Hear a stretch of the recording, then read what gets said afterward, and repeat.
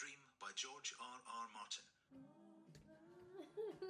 Spooky season, Halloween's here. As a resident of Glasgow, one might argue, did it ever leave? I've been watching some spooky films and loving it.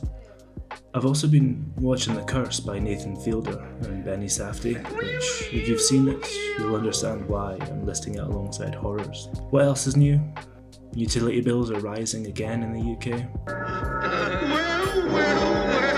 Unrelated, but I've been thinking about unrelenting, blood-sucking vampires, and it's got me back on my bill.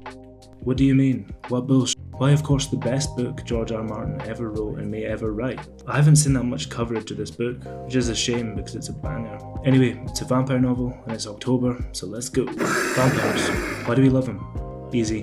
Every decade or so we get bored of zombies, and the wheel, which may or may not be in line with economic periods of ups and downs, keeps spinning. Art and life, baby. I love vampire stories. Blade, Dracula, Blade 2, Blade 3. I haven't seen Twilight or Red Anne Rice or Emperor the Vampire. I have, however, read Fever Dream in novel, comic and audiobook format. I'm a very lucky boy. So, George R. R. Martin. There's very little the internet hasn't said about him, so here's my bit. I met him at a signing earlier this year in Oxford, and amongst the many Game of Thrones books being signed there was one copy of Fever Dream being signed by George Martin, and it was mine. They say never meet your heroes. Well, I say your heroes sound like losers. Fuck you to those people. It was a brief meeting, but in the 30 or so seconds I had, I mumbled briefly about how good it was and that I thought Del Toro would be such a good director for something like this if it ever gets to be a movie. He sounded a bit downcast, but hoped it would be a movie one day. I'm sure the man meets guys like me all the time, lads meeting their hero, the man that got them into fantasy, into writing, chaps whose lives would never be the same after reading We Should Start Back. We should head back. For the first time. He was kind and gracious and didn't mention that I'd seen him about an hour prior as I left the toilet and just stood there, jaw hitting my sambas. I'm sure he gets it all the time, but I didn't. I wasn't sure if I'd ever meet him. And so when I'd heard he was doing a talk, I booked tickets and flights immediately. I'd heard on that visit that he'd visited the grave of Tolkien and he was thinking about his legacy. When people ask me about writers, what writers inspire me, I usually list the usuals: Abercrombie, Mantell, Ali Smith, Tranter, Drone. I usually leave Martin out.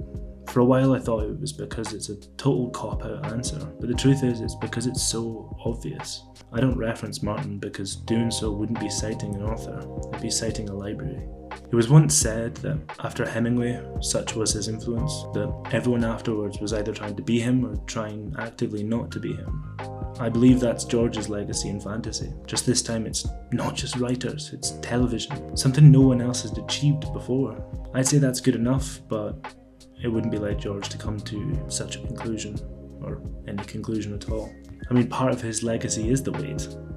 It's been referenced in chat shows. Oh, that's not a good sign. Movies. The Wind's of Winter and Dream of Spring have yet to be published, so those aren't available.